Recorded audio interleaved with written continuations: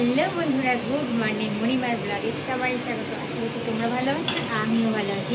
আজকের আবার রান্নাঘরে চলে এসেছি। তো রান্নাঘরের ভিডিও তো প্রত্যেকদিন তোমাদের সাথে শেয়ার করি, তো কী কী রান্না করছি সেটাই শেয়ার করব।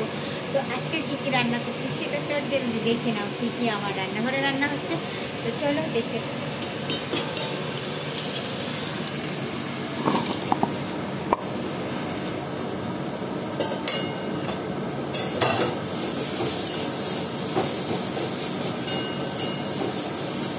এখানে দেখতে পাচ্ছি আলুর দম বানাবো। এই যে আলুগুলো একটু সেদ্ধ করে আর নুন হলুদ দিয়ে ভেজে নিয়েছি।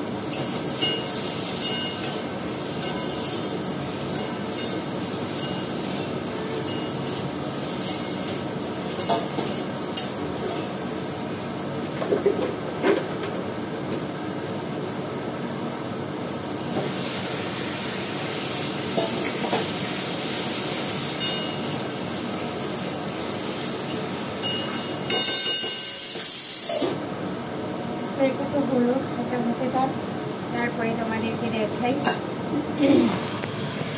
এই যে দেখো, ট্যাংরা মাছের ঝাল বানিয়েছি শুধু মশলা দিয়ে, নুন হলুদ আর এর মধ্যে দিয়ে আছে আদা বাটা, জিরে বাটা আর একটু টমেটো তো দিয়ে। এই যে দেখতে পাচ্ছ ট্যাংরা মাছের ঝাল। আর রয়েছে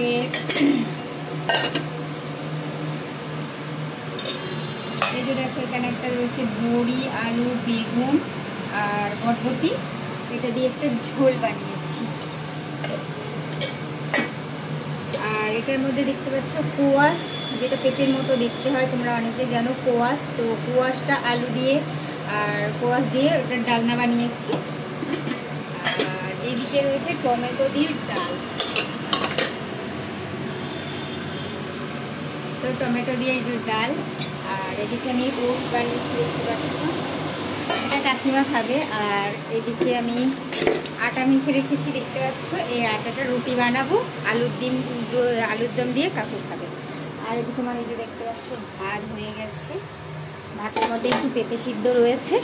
আর প্রেসার কুকারে কী রয়েছে এটা দেখাতে পারলাম না। এটার মধ্যে মূলো ঝিরিঝিরি করে কেটে একটু ভাপিয়ে নিচ্ছি, এটা ভাজা করবো, মূলো ভাজা করবো কালো জিরে ফোড়ন দিয়ে। তো এই ছিল আজকের আমার রান্নাঘরের রেসিপি। আর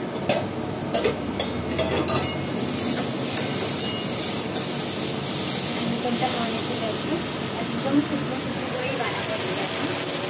আলুদমটা এখনো হয়নি, এটা হচ্ছে।